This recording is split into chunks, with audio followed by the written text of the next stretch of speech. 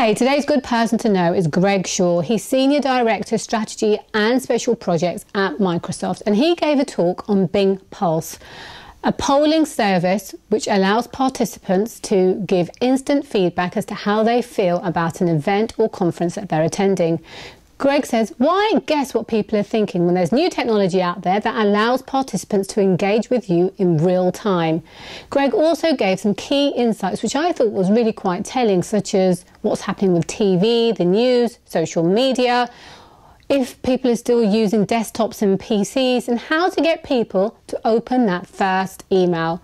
Greg explained how CNN used Bing Pulse to see what viewers' thoughts were on President Obama's speech. And as you'll see, this wasn't projected or forecasted, it was factual data released there and then on the spot. Can you imagine the possibilities? I hope you enjoy this video and thank you for watching. Why should we be guessing what our attendees think? I'm going to introduce a technology called Bing Pulse. It's the power of gathering data in your hands. Well, my friend told me that she really loved the conference. It's nice to get that anecdotal feedback, but how much more powerful when you can get the feedback in real time. Every industry is upping their game, whether it's sports or banking or law. Many of the clients that you work with, their industries are requiring more and more data to inform decision making. Bing Pulse is something that we introduced at Microsoft a couple of years ago, and we introduced it only with broadcast. So we did the 2013 Barack Obama State of the Union for Fox News in America. 13 million votes nationally. People were on their devices agreeing and disagreeing with the president in real time, and those results were seen on the screen. Since then, every American news organization has used Bing Pulse, and just a month ago we introduced Bing Pulse for conferences and meetings. It's now a completely self-service product. You can go to pulse.bing.com, and for free you can pulse and get live audience feedback for any size conference. We've done everything from 30 people to 50 million people, so it scales very well. 10 different counterintuitive insights that in corporate strategy at Microsoft we look at. The first one, hopefully you're on the page, you should find a poll question that asks about my favorite sport. So your gut instinct, listening to an American, might be, well, he likes baseball, or he likes American football. Maybe I'm slightly international and I like basketball. Probably don't like cricket. So what you see here is this live feedback. We literally created this pulse just a few minutes ago, went live with it, and so it's very simple and easy to get this audience sentiment as well as the live polling. And then if you would click on the Twitter feed as well, if you want to tweet, we also have the ability for you to tweet. We spend $1 billion a year on television advertising. There's a view that television is dying, that the internet and other technologies are really getting in the way of television broadcasts. Well, the data doesn't really support that. The number of news shows in the US and the UK and really globally is exponentially increasing. What's decreasing is the share per show. The attention span these days is that of a guppy. When we look at the data on attention span, the world is not just ADD, there is also a growing trend of long attention span. Bestsellers are getting longer, movies are getting longer, people are binge watching Netflix, puzzles, marathons, chess are all on the rise right now. One of the most annoying trends that I hear is news is dying. Social media has killed the news. Everyone gets their news from Twitter these days. That again is an anecdote that is not supported by data. Social media is increasingly a distributor of the news, but the amount and quality of the news is actually increasing. Another question that we look at is social media primarily a US and Western Europe phenomenon? If you look at some of the greatest usage of social media, Indonesia, South Africa, Brazil, and Turkey.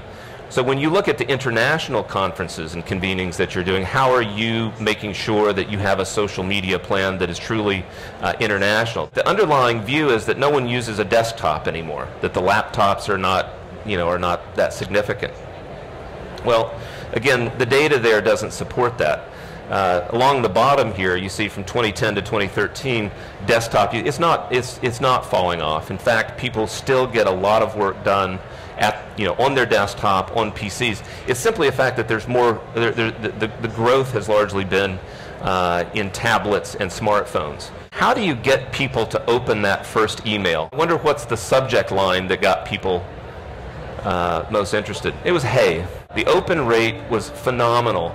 It's familiar, it feels a little urgent, it feels friendly and open. They didn't just stumble upon this, they did research. Data helps to ground you in sort of where people's heads are at and what they're going to react to. On a global basis, those who say that religion and God are very, very important to them remains a very huge phenomenon. Your global audiences, this is something that is very important to them. So why does this happen? Why is it that we feel something, or those that we talk to give us a particular insight, but it's not always supported by the facts? We're surrounded very often by like-minded people. Is what we're talking about accurate?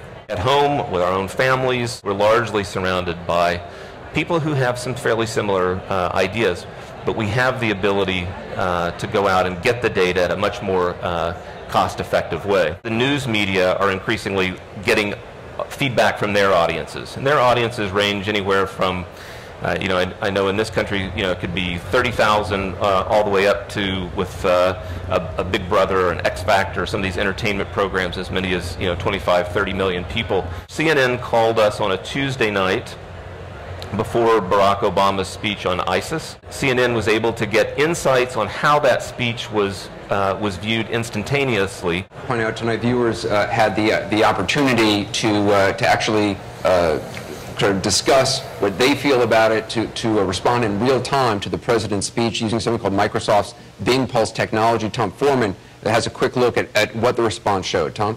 Yeah, overall, Anderson, people liked the speech. If you look at the overall reaction, it's all above the 50% line here. In gender lines, women in pink here a little bit better off than men over here. But in party, that's where you see the difference. So that gives you a sense of how live, with no promotion at all, we had 200,000 people voting instantly using Bing Pulse. There was no download. They were able to simply go to a page, immediately give the format, and a reporter was able within 2 minutes to report on how the American people saw that speech. We think that that's a format that will increasingly be used at conferences where you have important discussions. You're able to throw to someone who can report on what the audience is saying. I can imagine Bing Pulse taking off big time, especially leading up to the elections. Who's not going to want to have their say and give their feedback on an issue that they feel so strongly about? I hope you enjoy this video. Please subscribe to see more, and thank you for watching.